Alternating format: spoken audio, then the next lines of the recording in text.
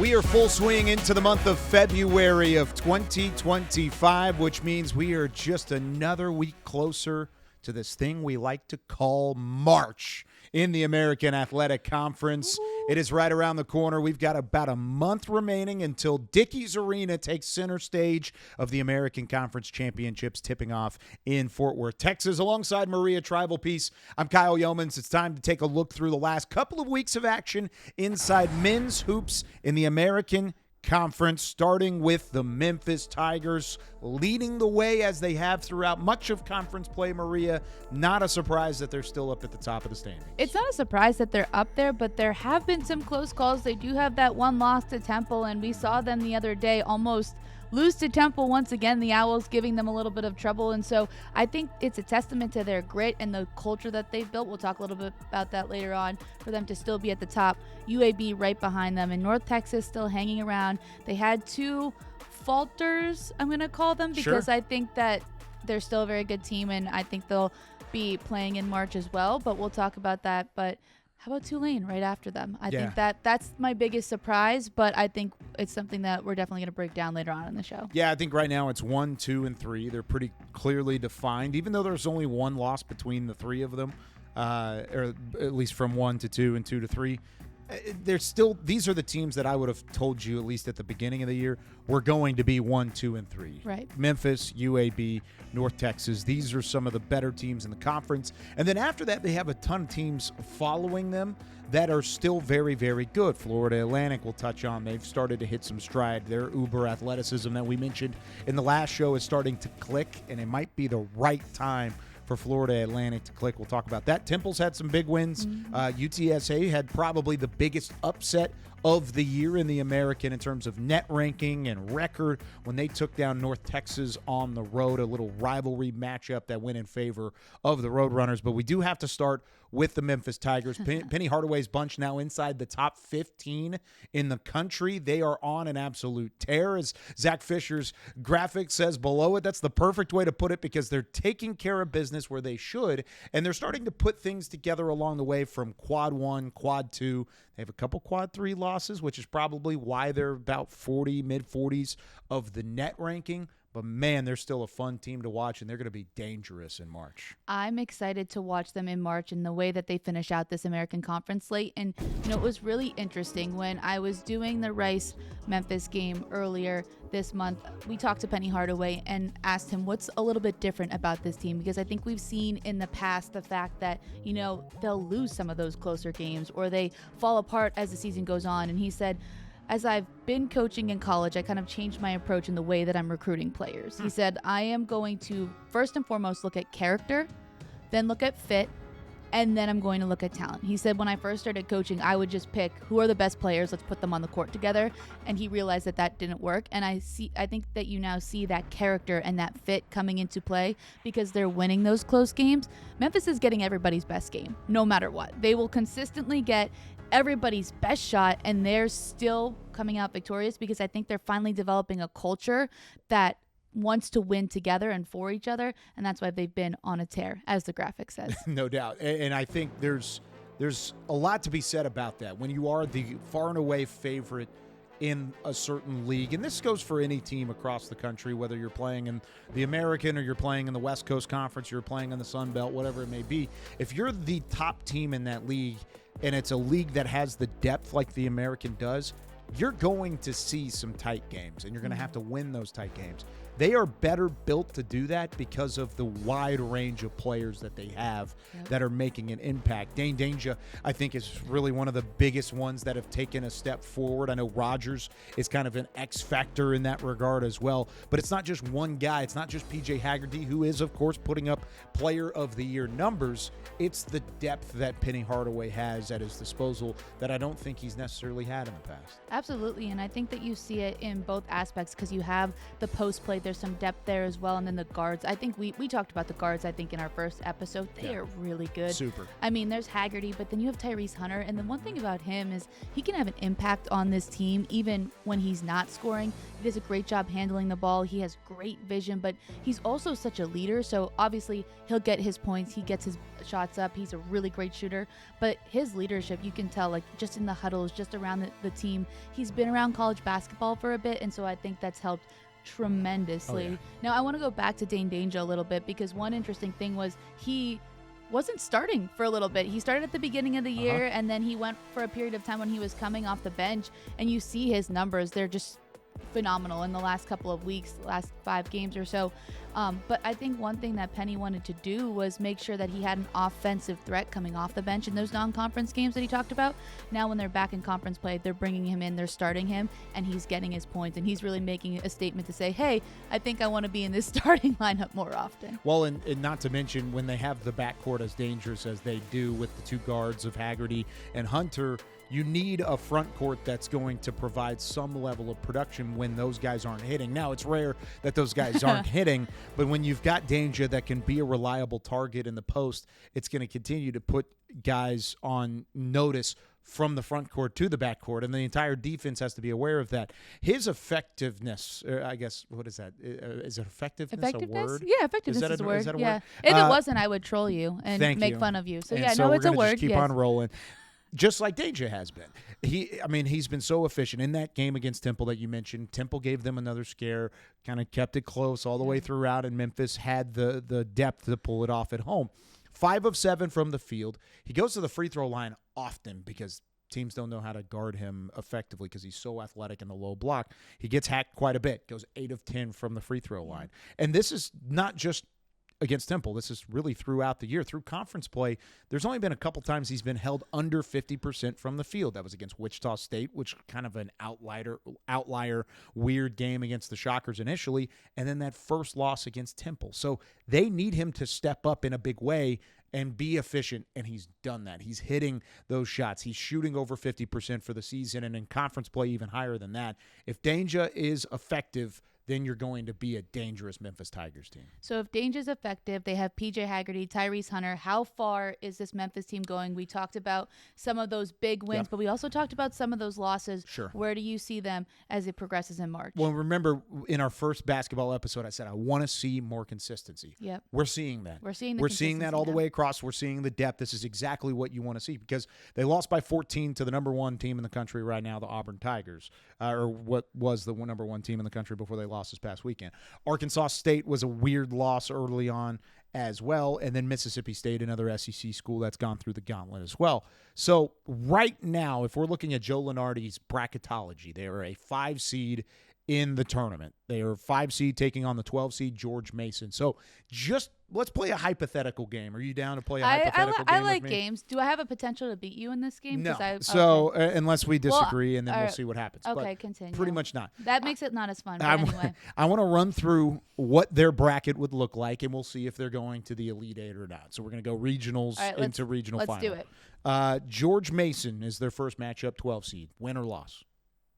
Win. I think it's a win as well. Yeah. I think that's. I know a lot of times the 12/5 is a heavy upset or a happy upset in March Madness. Not this time. Then they would face the winner of Michigan State and Arkansas State, the same team that beat them the first time around. Do they beat them again, or does Michigan State take them down? I think that Memphis wins because Memphis plays up to the better teams that they play against. I agree. Yep. And I think if Arkansas State or Memphis State, which is right now what they're projected to see if they win round 1, I think if either one of those teams are there, I think Memphis is built better than Michigan State. And I think Arkansas State caught them once. They're not going to catch them again. I don't think they beat them twice. So there you go. On to the Sweet 16. Well, then they would play a combination of one of these 4 teams. Auburn, who beat them the first time around by 14. Creighton, Baylor, or American as the 16 seed. So we'll just kind of say Americans off to the side. It'll be Auburn, Creighton, or Baylor. One of those 3. I think the only team that I would be concerned about out of those trio against Memphis would be Auburn. Yeah. That's the only team, and Johnny Broome and company, that's the only team that I would be worried about in that point. So right now we're talking about a team that could go Elite Eight and further Right. if they had a good enough season and maybe the road works out the way that it does. I agree with you on that. And I think if you take a look at some of the better teams they played and just even better teams in the American that they played, they handle the better teams better. And I wish I could use another adjective. Sure. Let's talk about UAB because that's the example That's a that good I one. want to Yeah. use. They beat them. I think it was like in the hundreds to 77. That game was a little bit. 177. Was I right? 100. Wow, Right on look the at that. I think about a lot of numbers. But since that game, UAB has been playing a lot better, so I think we need to talk about them. Memphis handles the good teams. They did handle UAB, but the Blazers been on a roll ever since then. No doubt about it. And UAB as the preseason favorite in the conference, it's pretty incredible that they're still outside of the top 100 in the net rankings right now. And a big reason for that is because UAB had that non-conference back and forth that we had talked about. They didn't have the same level of success that Memphis did in the non-con that has them set up better in these national rankings. Because I get it. It's all analytic driven, yet this is one of the top 50 teams in the country when they're playing well. Right. No doubt in my mind. And right now they are playing very good basketball. Had that tight win at home against North Texas. That was probably a game where they wanted to get over the hump, and Andy Kennedy and company needed that one to really solidify their confidence level moving forward. And they get Memphis at home at the beginning of March. So pretty much the next time that we're talking about the men's game on this show, we will have seen or we'll be going into that Memphis game later in the campaign. So there's still a lot at stake for UAB, and I still think there's a road where they can win this conference because there is a lot of time left and they're through kind of the tough part of their schedule, and they're building that confidence like we talked about, playing good defense, good offense, and they've got a guy like Yaxel Lendeborg that's just on another level right now. Yeah, we have to break down Yaxel Lendeborg in a little bit. Right before we get to that, though, I want to talk about this team just playing in the postseason, though, because that's something that you touched on a little bit, is just the fact that they know how to win later in the season. And Andy Kennedy in particular knows how to win later in the season. And you talked about that as well. And I remember back at Media Day, we were talking to Tony, and I asked him, like, why'd you come back to UAB? You could have maybe gone somewhere else. And he specifically pointed out the fact that Andy Kennedy knows how to win championships, and he wanted to be a part of that again. He already was a part of a few of those championship teams, and so I think that little added element really helps when you're trying to get guys to rally around you, so that you play well throughout the conference season, but at the end of the day, when you want to get that at-large bid, you have to win the conference tournament. Andy Kennedy and UAB knows how to do that. Yeah, they did it last year, of course. They've done it in Conference USA even before they made the jump to the American. Andy Kennedy, one of 5 active head coaches with 20-plus win seasons in 14 of their last 17 campaigns. Pretty good couple of coaches here that he's a part of. John Calipari, who's, of course, now at Arkansas and had the career that he did at Kentucky. Mark Few, who's had a ton of great teams over time. Jamie Dixon, who, of course, was at TCU and continues to win even up to this point. And then Thad Matta, who's always one of the top coaches in the country. They put together winners underneath Andy Kennedy. He did it at Ole Miss. He's doing it at his alma mater at UAB. And, yes, they know how to win late. And having players like Yaxel certainly works in their favor. I think it was our producer, Zach Fisher, who said Yaxel continues to Yaxel. And I think that's the best way to describe it. That young man is averaging a double. It's becoming a verb. Yeah, Yaxel. I think we should maybe make that a hashtag on social media. Maybe if we can get it trending, I think that could be Yaxel gonna Yaxel. Yaxel gonna Yaxel. Maybe we can make a graphic on it. I don't know, or a TikTok. But to describe what Yaxel beginning or continuing to Yaxel is, that graphic kind of says it all. He's averaging 18.8 points per game, 11.4 rebounds per game. And that's just within conference. He's been fantastic this entire year in the non-conference as well.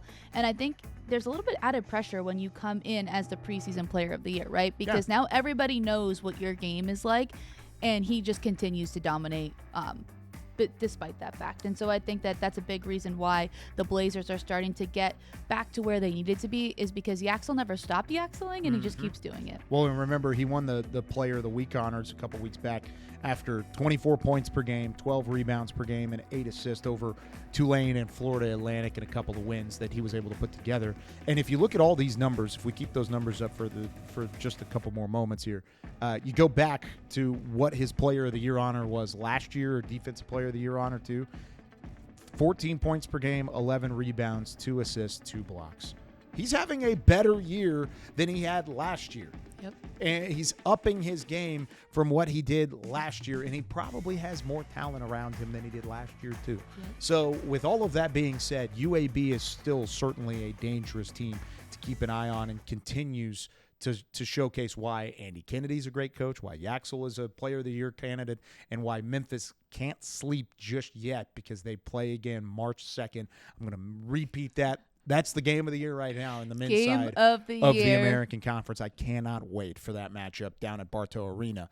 One team that has some length, that has some athleticism that we've mentioned on this show before, and has won in the postseason as well, but just not under their current head coach. Florida Atlantic starting to find their rhythm across the board. The Owls are starting to fly again. They're clicking on all cylinders, facing a favorable schedule, but they're not just winning games, Maria. No. They are absolutely dismantling teams right now, and that's the biggest thing to me. The most impressive win was one of their more recent ones against South Florida, a team that, of course, we know has had some ups and downs this year. We'll touch on the Bulls momentarily, but FAU beat them 94-72.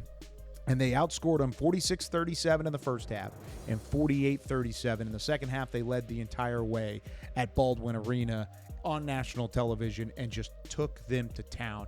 Florida Atlantic, watch out. They are legit. You know, you said this the last time we talked men's hoops, so we're going to have to pull those clips again if you are correct once again. But you mentioned them beating South Florida 94-72. But how about the game before that? They scored 94 in that game against UTSA. Their last game, they put up 79 against Tulsa. They've won 3 of their last 4 games. That only loss comes to North Texas. They scored 64 points in that because we know that North Texas is constantly trying to slow teams down. And they led for a lot of that game too. Exactly. And so I think that this offense is something that's really exciting to watch from Florida Atlantic. And when it's clicking, it's really clicking. And I wouldn't even look at that North Texas loss as a bad loss, right? Because that's one of the top teams in the league and you're right there with them. And so I think that exactly what you said, they know how to make it pretty far in the postseason as well, obviously under a different head coach, but their offense is moving. And I think you look at their upcoming schedule. They have Charlotte, Temple, Wichita State. Those are all winnable games for them. This could be a turning point in the season for the Owls. Very much so. And you took the words right out of my mouth because you've got those winnable games coming up. This could be a 6-game win streak before they face Memphis, North Texas, and then they go on the road against South Florida and UAB. So it will get harder again for Florida Atlantic. It's going to get tough because they go on the road and play at FedEx Forum against Memphis on February 23rd, and then they turn around, get back to Boca, and they play North Texas. Yeah, it's a tough one. If Memphis ends up winning, that is a tough one. If they end up beating Memphis on the road at FedEx Forum, I may make a bet with Florida Atlantic Nation that I would just buy a plane ticket and go watch that North Texas FAU game in Boca. Yeah. Just for fun. Yeah. I might do that. Just for funsies? Yeah, just for funsies. We'll go All-American on site because I would be excited to watch that. Will you bring the babies with you? Because I think that'd be fun. That would be fun. Beach babies. Ooh. We can make it happen. Get the triplets down there. I would love that, yes. Then we'll see what we can do. I'll try and talk my wife into going to Boca Raton. I'm sure she'll be okay. Twist her arm. Yeah. So there's a lot to unpack here, though, with Florida Atlantic. And it's not just the way that they're out playing teams, it's the efficient play that they're doing it, because one of the big bugaboos is, yes, they put up a lot of numbers, but that's because they play a high tempo of offense, they play a ton of possessions, and they're not super efficient in doing so. Well, they've been efficient. In that win against South Florida, they put up 56% field goal in that game. They shot 56% from the field. So if you're averaging 81 points per game, you're putting up and making half of your shots, and you're having a ton of possessions, that's just math. You're going to score a lot of points, and you're going to beat a lot of teams. And that's why North Texas is such a tough matchup with them. But when you're playing Memphis, Florida Atlantic can beat Memphis because you're going to outpace them. And Memphis is built to withstand that, but you're going to see the athleticism and the talent from FAU. This team's not done winning games yet. I bet you by the time we get to that Memphis game, they'll have won 6 straight. They're going to be right there in the thick of this conference race as well. Don't count out the Owls because they're starting to be efficient. And they've got some depth, Maria. There are multiple guys that they can rely on. We're not just talking about P.J. Haggerty and Tyrese Hunter. We're not just talking about Adden Wright and Jasper Floyd. We're talking about guys like the depth top to bottom that this team has put together and I love the outlook that this Florida team has. Well, when you take a look at that Florida Atlantic. when you take a look at that graphic right there, you just see how many guys have been able to score the basketball, and I think that just helps so much, especially when you're talking about the pace that they play at and the tempo that they want to move and run at.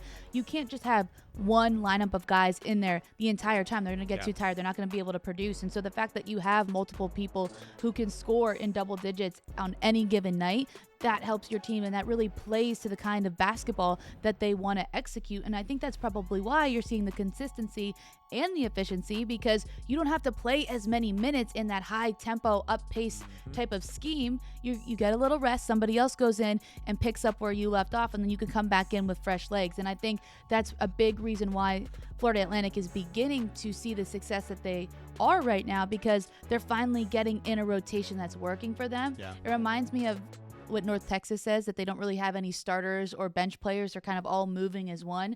Now they do that more with like the defensive mindset. I think Florida Atlantic is kind of bringing that same principle, but offensively with guys that are now scoring and are more efficient. You know, one thing, and I haven't talked to John Jacobs. He's apparently a great human being. Comes from the Scott Drew coaching tree at Baylor. So I've interacted with him before, but haven't been able to talk to him. I bet you if you asked him how he's managed those minutes, I bet you he's learned along the way.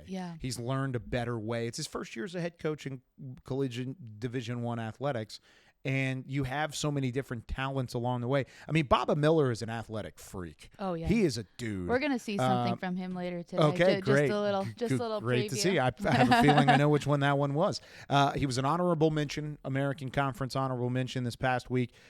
He put up 17 points, 10 rebounds, 5 assists, 5th double-double of the year against the Tulsa Golden Hurricane. And then he also went lights out from beyond the arc, 3 for 3 on the day as well. And then Trey Carroll, that guy's a future pro. He's going to be playing somewhere, whether it's overseas or the G League or as a two-way or in the NBA, whatever it ends up being. Leland Walker is the one that puts all the puzzle pieces together. He's the facilitator on offense, great passer, good vision. He's able to kind of work things down the floor. I really do like what Florida Atlantic has brought to the table. And I've said it before, I'm a fan of John Jacobs. I'm a fan of his system, and I think you're starting to see all those puzzle pieces come together. The next time they're going to be tested is against the Memphis Tigers. That's where I keep saying it. As long as they can continue doing their job, I'm not a coach, so I can look ahead. They can't look ahead. Nope, they one game at a time. One game at a time. We're going to move right past Charlotte and get ready for – no, you can't do that. Yeah. You got to continue doing it. But as a media member, I can circle that matchup and say they're going to challenge Memphis. This is going to be a good game. And as a media member, you've covered another team in this league for a very long time, and that would be North Texas. Getting close to 10 years. Oh, my goodness. That means you're old. But It is. anyway, still at the top part of the American Conference. They did stumble a little bit. They went 2-2 overall in the last 2 weeks. You were on the call of one of those losses, am I correct? UTSA. Yeah, in UTSA. So from your perspective, what did you see? What do you think? Is it panic mode time, or is it just, 2 basketball games that kind of fell from their grasp? No. If you look at their 3 conference losses right now, one of them was on the road against Memphis. One of them was on the road against UAB, and the other one was at home against UTSA. And I said it at the top of the show, that is the biggest upset in the American so far this season, because Memphis hasn't lost a game like that. They lost to Temple, who's 5th in the standings. UAB has lost to Memphis, and they've lost to North Texas, who are 1 and 3 in the standings. North Texas is sitting at number 3, and they lost to a UTSA team that was outside of the top 50 in the net and is in the bottom half of the conference. So, yes, it's the biggest upset of the season. Is it panic mode? No.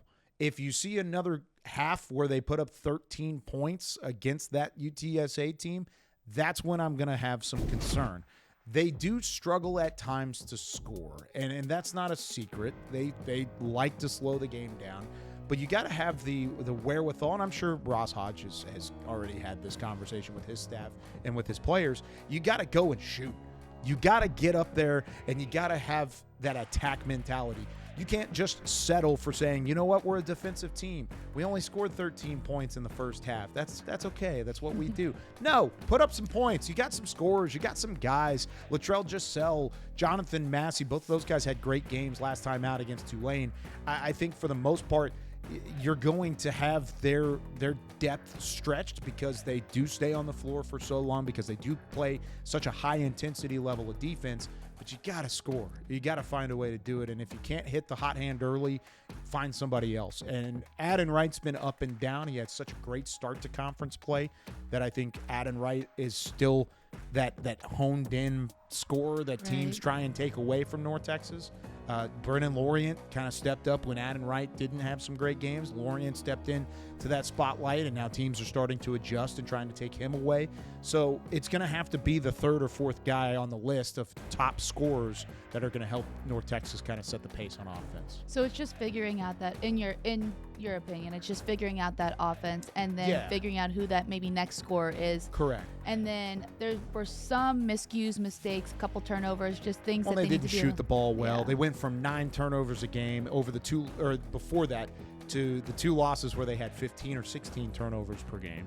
And they didn't shoot the ball well. Look at that. The left side versus right side in terms of field goal percentage. But the real big bugaboo was that 3-point percentage overall. That's where they had some struggles. Yep, and you can see it just so clearly on the graphic. And that's why shout out to I know the rest of the words, but I'm not going to say. The rain is gone. I think we should cut his mic. I was giving credit to Zach Fisher for making this graphic because it just so easily demonstrates the story of what the slight falter, where the slight falter is coming from in North Texas's 2 losses. But again, I don't think we hit the panic button anytime soon. They're still one of the best teams in this conference. Their defense is fantastic. And when you get somebody like Adin Wright or Brennan Lorient going again, you're going to be just fine. Honestly, if you want to have a stumble, this is the time to do it. Pick back up as we get closer to March. But one team that stumbled earlier in the year and is now picking things up is the Tulane Green Wave, and they have been very impressive, super surprising, because I think when we saw their non-conference,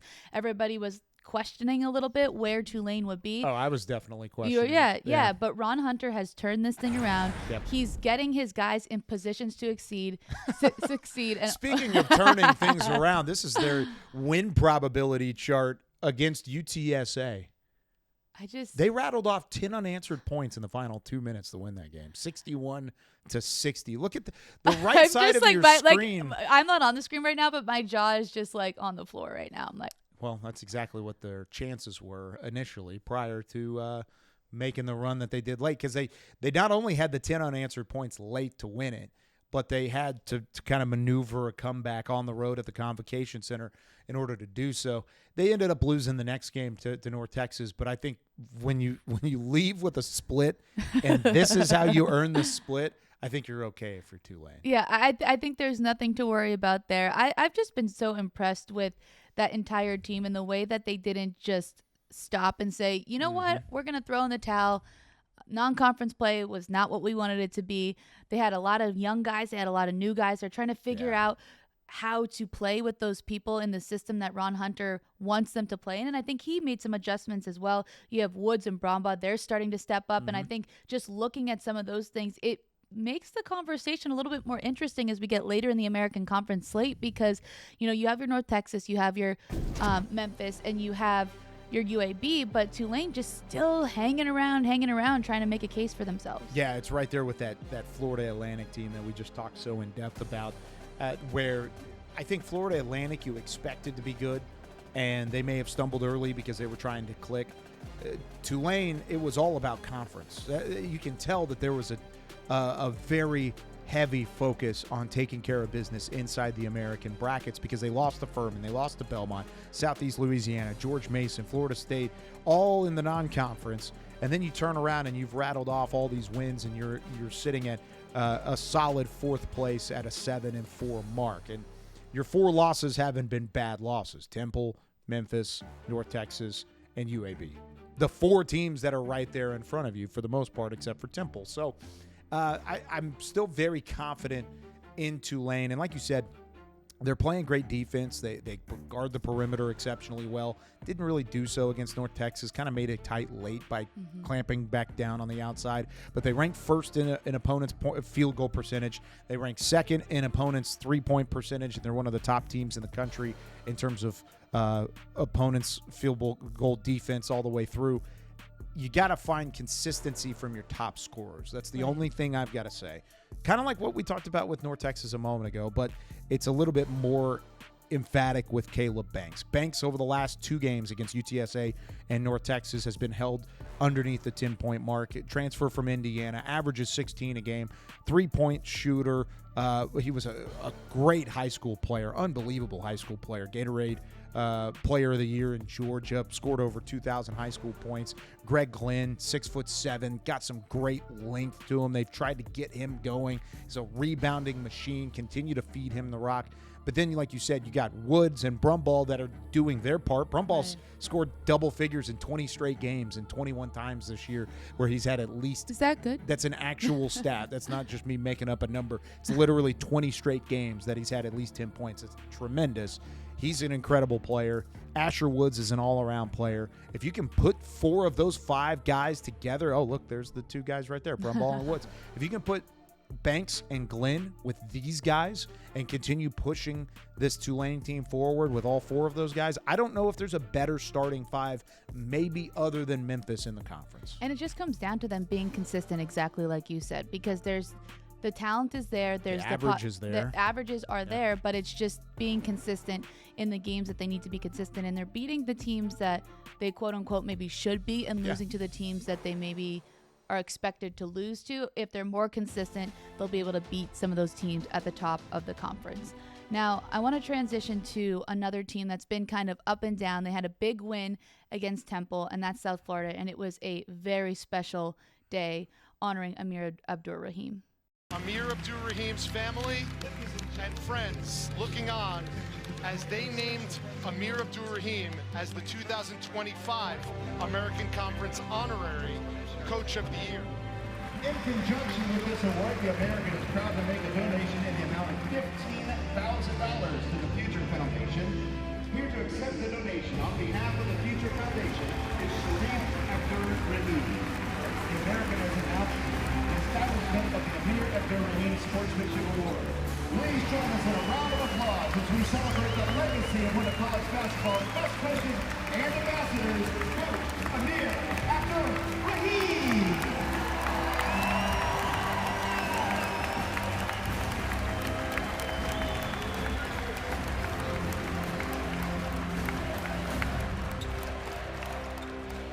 You hear that AAR being chanted in the background, and that's exactly what it sounded like when they presented that award at South Florida on Thursday night. It was certainly an emotional night, and everybody in the crowd felt that, but it was also a wonderful honor for him and his family. And, you know, I was at the game, and especially like seeing the young children there, it was really, really difficult.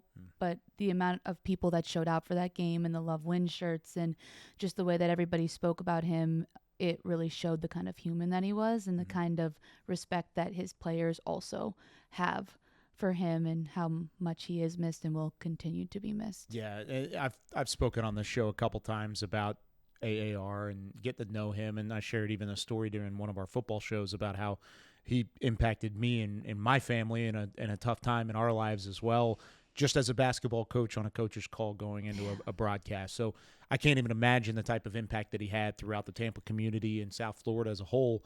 I can only speak to the 3 or 4 times that we interacted, and that just made me emotional looking at it and seeing it. I've got to know his brother Sharif too. He's now the president of the G League. I've done some G League broadcasting in the past, so knowing the whole Rahim family and seeing the impact and the heartbreak all together. It's such a range of emotions, and I'm sure the building felt like that at the Yingling Center as they did honor him throughout. It was a cool moment. I watched it on TV, and it was a little emotional watching it in the process, and so seeing it again there is pretty impressive. And the team has had some ups and downs, plain and simple, and that's going to happen whenever there's a tragedy like this that strikes the individuals that are on the roster, strikes the coaches that are on the roster. I mean, I don't think there's a tougher coaching gig in the country than what Ben Fletcher is trying to do as the interim head coach filling in for Amir Abdur-Rahim. But they're doing an upstanding job of doing so. They've played their hearts out. That's one thing that I will always give credit to the Bulls. And they were like that even before the championship season last year in the regular season when they were the top seed going into the tournament.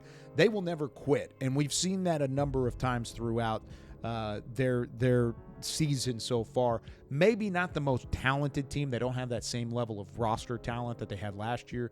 But, man, they play all the way up into that final whistle. And they have some games where they're going to win against some big teams coming up. Well, when they are all gelling, they have that tenacity that maybe some other teams don't. Because, as you said, the talent might not be there every single night and in every single way. But especially on that night and Thursday when they played Temple, a double overtime game every time. Awesome. Oh my goodness, it went almost 3 hours. Yeah. It was insane. And so every time you thought that, maybe the Bulls were out of it a little bit, they'd make a big shot and they'd get back into it. And I think it just spoke to the specialness of that night and that moment, because I think that they were playing the way that Amir Abdur-Rahim would be really proud of, the way that they fought back, and they had a little bit more to play for on that night as well. And so I think that when you see them playing in those atmospheres, and when you see them playing with that little extra oomph, making the big plays, one thing I will say about them, I feel like I'm always deciding between a couple like big dunks and like big moments when I'm looking at top plays, because they do have those instances where they just give a little bit extra. And I think that that's a team that, again, they've had ups and downs. They beat Temple, they lose to Wichita State. But in the tournament, you just have to win one game at a time. So you can't count them out of it yet, because they were upset in the tournament last year. Can they be the one doing the upsetting this season? They're talented to do that. They're talented enough to do that. And one guy that I want to spotlight is Jamal Reynolds. He wears the number 2 for South Florida, and he's a St. Petersburg native. So he's a nearby hometown prospect, 6'11", 267, and boy, is he a bully down low. Over the last 3 games, he's led the team in not only scoring, but also rebounding. He had 15 and 10 in a loss against Florida Atlantic. We just talked about what the Florida Atlantic squad's been doing. With that 2 overtime win, he put up a 25-point, 12 rebound double-double, and then put up 18 and 6 against Wichita State in a tight loss at home against the Shockers. So when Reynolds is playing at such a high level, it opens the door for guys like Reed and Knox and Williams to try and kind of fill in the gaps. I like him being that forefront initially. I think if Reynolds is the guy to continue pushing this team forward, that's a good sign for what they're going to do come March. Well, he does a lot on his own and just creating opportunities for himself, and the way that you mentioned he rebounds and the way that he's a big presence underneath. And I think one thing that has been really helpful in the games that South Florida has won is when his teammates find him. I think Reed does a really good job of distributing to Reynolds. And again, when you have that combination of him finding him and then also creating his own shots, he becomes quite lethal. And then if you get 1 or 2 other guys also producing in that same game, South Florida has a chance to win basketball games. It's just kind of figuring out what we talked about with some of the other teams in this show, the consistency of it. When they're high, they're really high. They play some really good basketball, but sometimes they dip and make a little bit of too many mistakes that cost them in the end. No doubt about it. And you saw the fight it was a crazy game, the South Florida Temple game. If you haven't watched it yet, just do yourself a favor. Go back and watch it. You don't even have to watch the whole thing. I would start with about the 10-minute mark in the second half. Yeah. Fast forward to the 10-minute mark in the second half. Do yourself a favor. If you're a fan of college basketball, it was one heck of a game. Speaking of Temple and the Owls, I mean, this is another team that has had some ups and downs, kind of like what South Florida has had. That was a down, the 2 overtime loss against South Florida. Well, guess what? They had a 2 overtime win against Charlotte just a week prior. So, yes, they've had some weird games back and forth, including, how about the 3 straight games with 90 points or more? First time they've done that in program history. And remember, this is one of 6 programs in the country that has won 2,000 games in their history. So they've won a couple of games here and there. Well, they're putting up 90-plus points. The only thing that's a problem is they won 2 of those and they lost 1, and then they lost 1 where they allowed 90 points against Memphis. Right. So, and I think that's the thing with this team is they have the capability to beat the good teams. We saw them beat Memphis. We know that their offense is clicking. And the one thing I want to point out about their offense as well is the fact that in that South Florida game, it was gelling, right? Yeah. Jamal Mashburn didn't play in that game. Yeah. That's one of the leading scorers, not only in the American, but in the country. So they were without him, and they still found ways to score. I think that Elijah Gray starting to come on really well. He was out for a little bit with injury. He was more of a role player. He kind of hit that turn in the Memphis game. He did get injured, but starting to look really good. So I think if they can kind of figure out how to clean up some of those mistakes, and I know that sounds very generic, but maybe find a way to win the big games. Their offense is there. They have the talent, and we know that they can beat good teams. It's just putting it all together at this point. I kind of want to counteract this a little bit. Okay, let's hear it. I agree with what you're saying, and we've talked about depth on this show and how much it does matter in March, and I completely agree. You're going to need guys like Tobiasen and Settle and Gray and Stanford to step up in a big way. But when you have a player like Jamal Mashburn, I need him to be the guy. I need him to be the guy. And over the last 10 games, they're 5-5, right? So they're 5 wins, 5 losses. I'm going to read off the leading scorer in each of these games, All right, let's hear it. Okay. Mashburn, 4. Then it goes Barry for 1 against North Texas. They lost that game. Then it goes Mashburn, Stanford, Tobiasen. And I know he's a little banged up at one of those points along the way and didn't play against South Florida. They are in the games 5-5, right, within the last 10 games. All 5 of those wins came when he was the leading scorer. All 5 of them. Right. Now, they had 2 losses where he wasn't the leading scorer, but then they lost the games like Stanford, Tobiasen, and Barry. Those 3 games along the way where they lost to North Texas, South Florida, and Memphis, all good teams, all teams that we've already talked very highly of, they did not have Mashburn as the leading scorer. He needs to be the guy. He's so talented, unbelievable talent, shooting ability, driving ability, ball handling. It opens up shooters around him. So, yes, he's going to facilitate, and that's where you're going to have Settle. That's where you're going to have Tobiasen. That's where you're going to have Barry and Stanford and all these guys different from Mashburn step up in a big way. But if Temple's going to get where Temple wants to go, which is back to the American title game like they had last year, they're going to ride on the scoring capability and the overall talent of a guy like Jamal Mashburn Jr., who's a first-team all-conference honoree, should be at least at this point in the season with everything he's done. Ride it. Let him be your hot hand. Don't try and do too much and get too cute with it. Let him lead you to the promised land because he's good enough to do so. See, I don't think that's a counteract. I agree with that point as well. It's more of just context around it. Right, because right. Like I said, I don't want to disagree with depth. You need depth in this league. Plain and simple. You're not going to go to the tournament without depth, or go through the tournament without the depth, because it's not going to just be P.J. Haggerty or Yaxel Lendeborg or whoever it ends up being. For those top teams, it's going to be a number of guys. But with Temple, you just happen to have a guy that's playing at an elite level. Yes. Use it. That's all I'm trying to ask. All right, I'm going to agree with you on that one okay. as well. I like it. All good. All right, let's move on to UTSA. And we talked about them a little bit earlier. The UTSA Roadrunners with the biggest upset win of the season, a 54-50 win on the road against North Texas. I happened to be on the call for that game. And let me tell you, let's rewind a little bit. All the way back to the start of basketball season. I was very, very happy with UTSA making the hire of Austin Claunch. What he brings from a knowledge and a energy and a recruiting example after 5 years, great years at Nicholls State. Then he goes to Alabama. He's underneath Nate Oates, goes to this thing they call the Final Four with Alabama and the Crimson Tide. I've never heard of it. It's a football school, and he helped take him to a Final Four.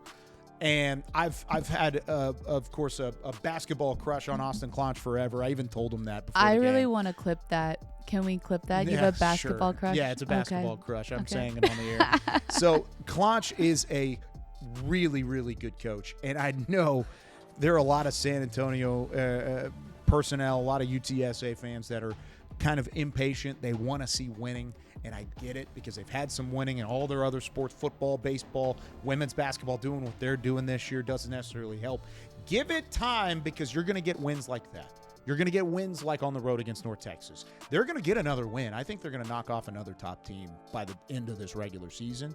And then when it gets to the tournament time, if you had to tell me one team's going to have a double-digit number next to their name and end up playing in the semifinals or the finals, I would put my money on the Roadrunners. Okay, so I'm going to ask you a question then. So you watch them play against North Texas. Yeah. They have the tough lost to Tulane. So they're starting to show a little bit of promise, and we just talked about how good Tulane is playing right now. So when you look at that UTSA team, what will it take for them to be one of those teams with the double-digit number playing in the semifinals? Remember what I just said about Jamal Mashburn and Yes. letting him be the elite scorer and Yes. let him facilitate? Primo Spears is that guy, but I need Primo Spears to do something different. Where I want Jamal Mashburn to be maybe a little bit more selfish and shoot the rock a little bit more because he's hitting at a high clip. I need Primo Spears to play college basketball, not NBA basketball.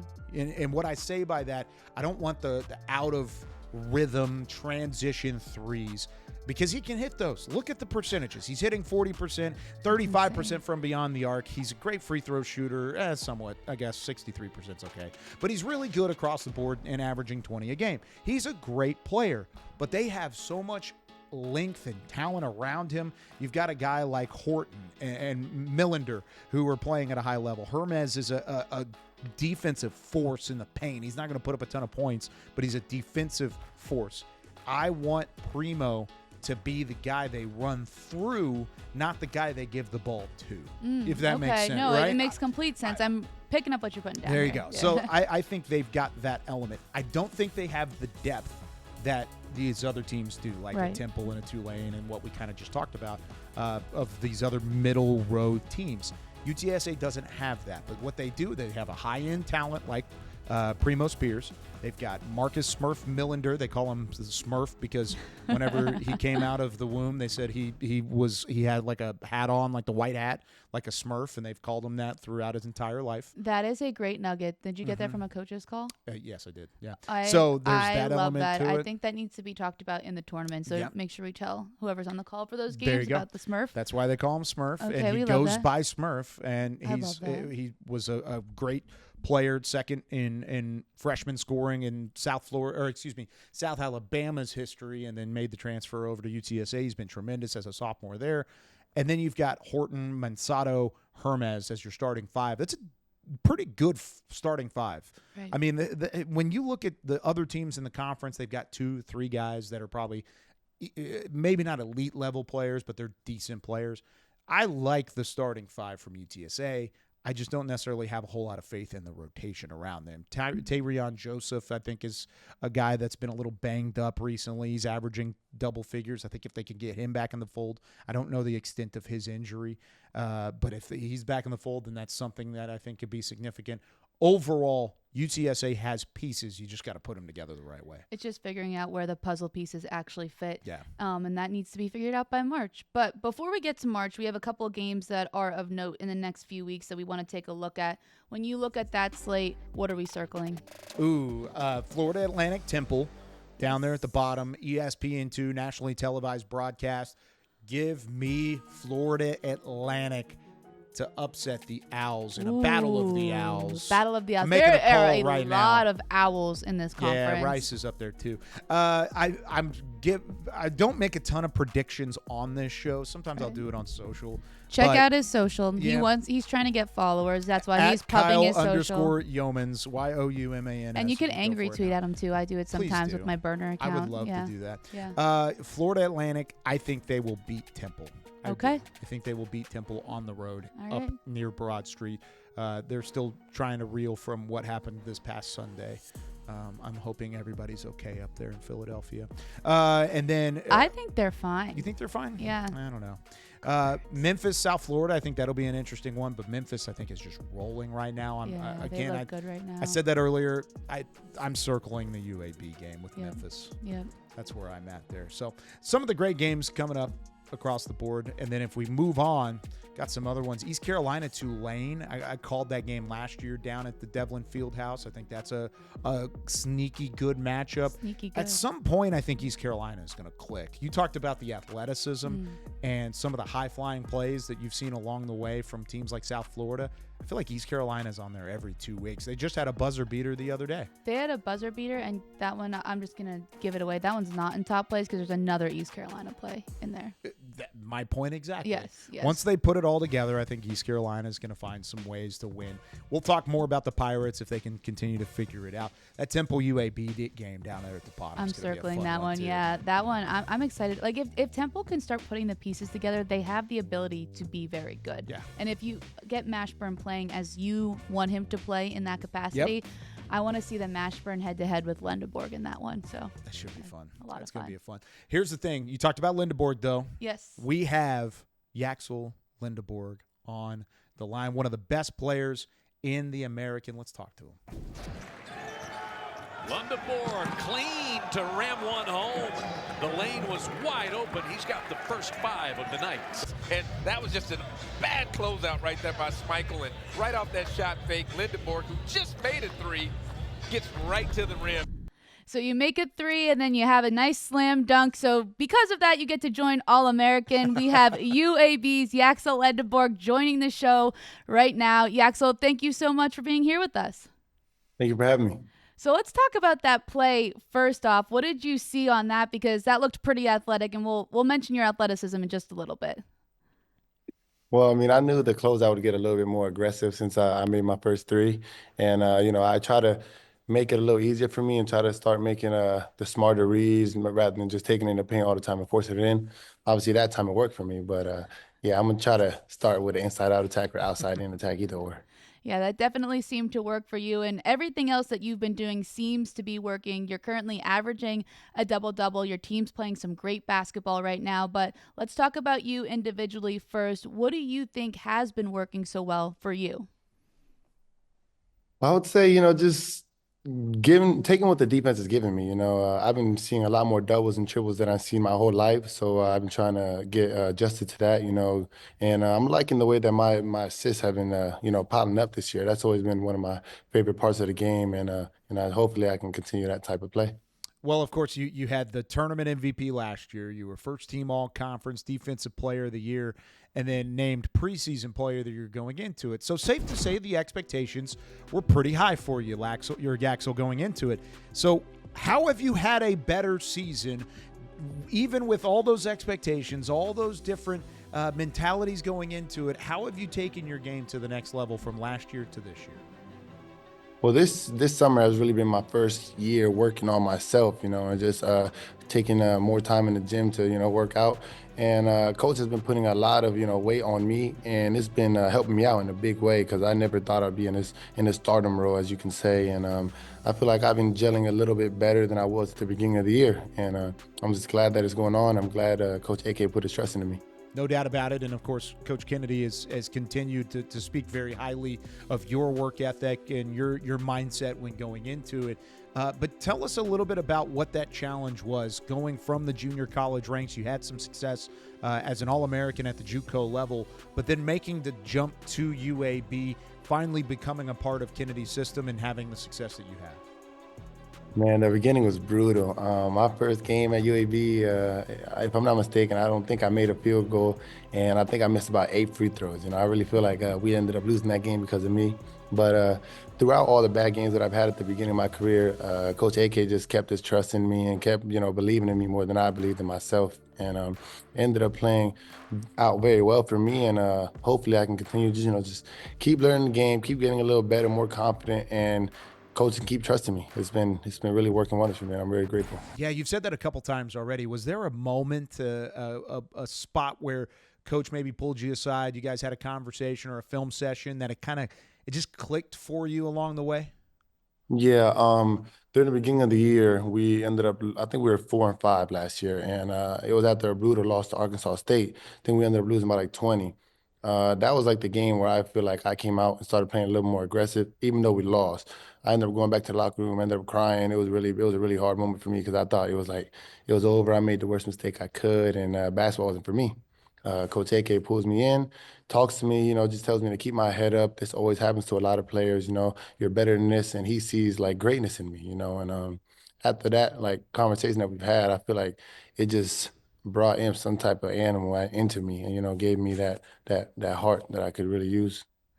You know, you speak of Coach AK, and there's been other players on your team who have spoken so highly of him and his ability to pull the best out of all of you guys. What has he meant to not only you, but this entire UAB program?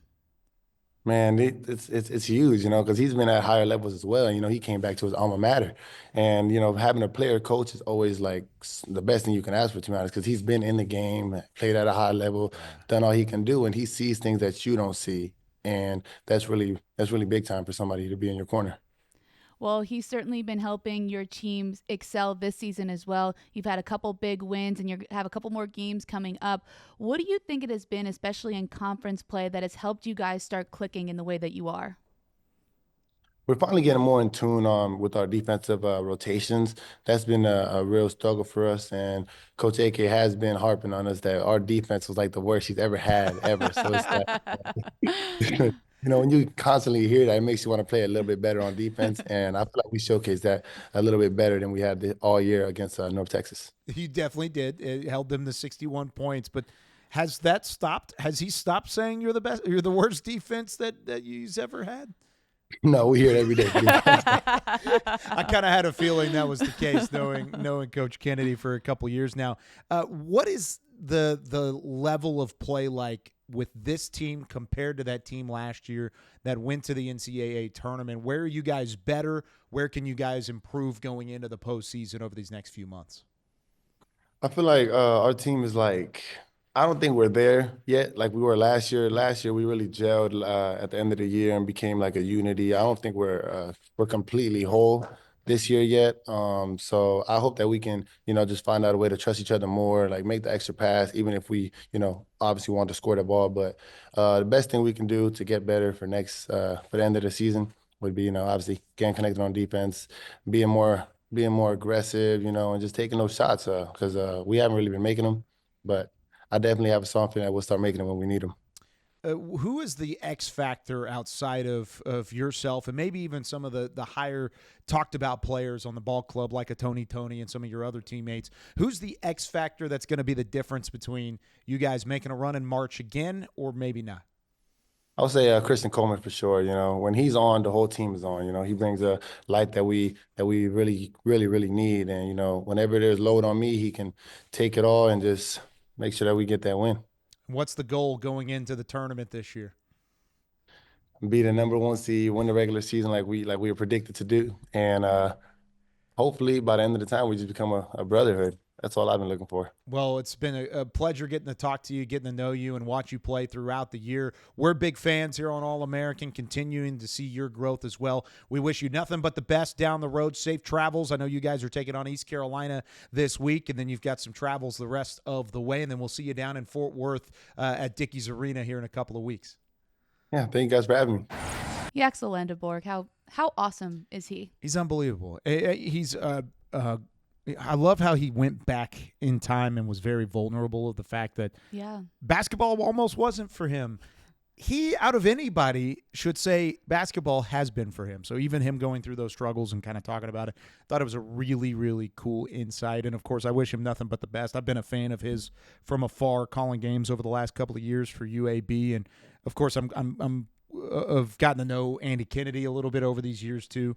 And everything he says about AK is spot on because he's been around them a lot more and he's continued to grow because of it. I think that's an interview that I would really encourage a lot of student athletes to go and watch because I think that people don't realize how many student athletes go through exactly what he experienced. And you think that you're all alone and you think, oh, maybe I wasn't meant to be a college athlete. Maybe this isn't for me. And the fact that one of the best players, I'll say it, in the country, in my opinion, if he can go through that and still be successful, I think that it just gives a lot of hope to pretty much anybody else. So please go and watch that. We'll have to clip some of that for sure. Yeah, I'm sure it'll be available on the YouTube channel. If not, and you can kind of see it yourself. But I will say every time that we go into Yaxel Lendeborg and we talk about Yaxel, I go and look at the NBA mock drafts. and I just expect to see his name on there. Haven't seen it yet, so my message to the NBA is figure it out. Start watching basketball. We're going to tag you in this. Yeah, figure it out. He's an NBA prospect. I've seen plenty of them throughout the years. He would be a steal. And, of course, we've seen guys from the American have success. David Jones is with the Mexico City Capitanes in the G League right now, and he's averaging 18 points off of the bench for the Capitanes, and he played with Memphis last year as well. So go get yourself some Yaxel Lendeborg if you're in the NBA. You got some time. All right, it's time for some top plays along the way. We've got 5 of them for you, starting with the softball diamond. Yes, softball is back, everyone, and you know that if there's a diving play, we're going to find it. This one comes from South Florida in the left center field gap. This one tracked down to steal an extra base hit from the Florida Gators. An incredible play. Help me on the name here. It's Alexa Galligani. Yes. With a phenomenal diving play, taking away a left center field strike. I want to see it again here. Watch this. Beautiful. A little bit of time, timed it up perfectly. Slides with the dive. Were you in the building for this? I was in the building for this. How I watched about this that? live. Yeah, I watched a lot of softball this weekend. Did you feel like you could have gotten out there and made that play? Oh, absolutely. In my prime. I Not figured. now. Like 5 years ago. Not right now? I think I'm a step slower. I think you would have tracked it down and didn't have to dive. Yeah. In my opinion. Yeah, I'm not that fast. Alexa Galligani's a lot She's a faster little quicker. than I am.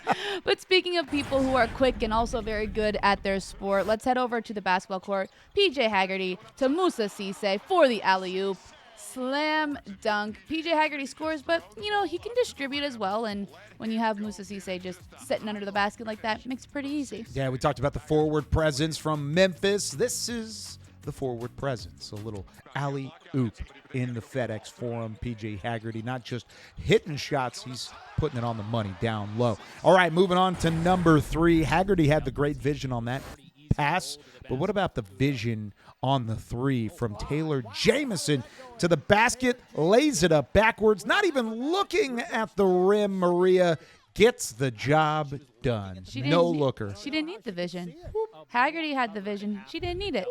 That's called back of the eyes in the back of the head, like when your mom was mad at you back in the day.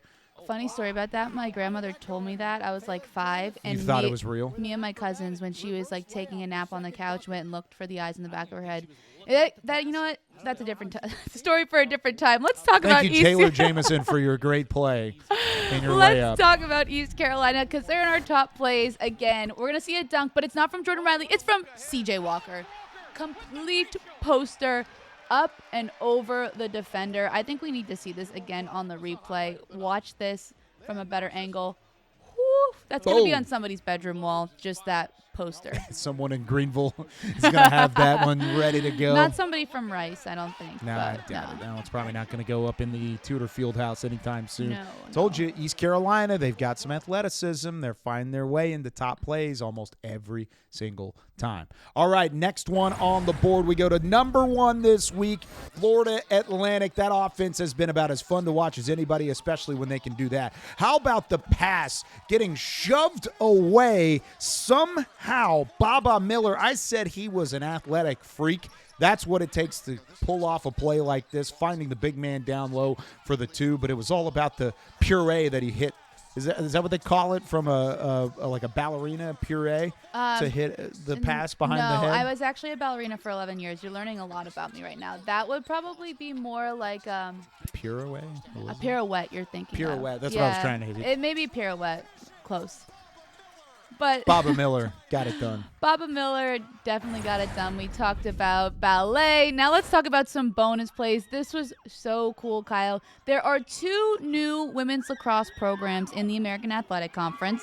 This is one of them right here. How Charlotte. cool. Yeah, right? We love women's sports. We're going to add 2 more teams to that. Charlotte got their first win over Gardner-Webb 20-2. So a beautiful debut. And then That's is a South blowout in lacrosse. a complete blowout. Yeah. South Florida also debut win. They're going to give the Gatorade bath to Coach Mindy McCord. They won their game 2, beating Kennesaw State 19-6. So 2 new teams in the American, making the competition just that much more exciting. And how about that start for both teams? First program win, and they do so in emphatic fashion. I mean, usually like a 4-5 goal.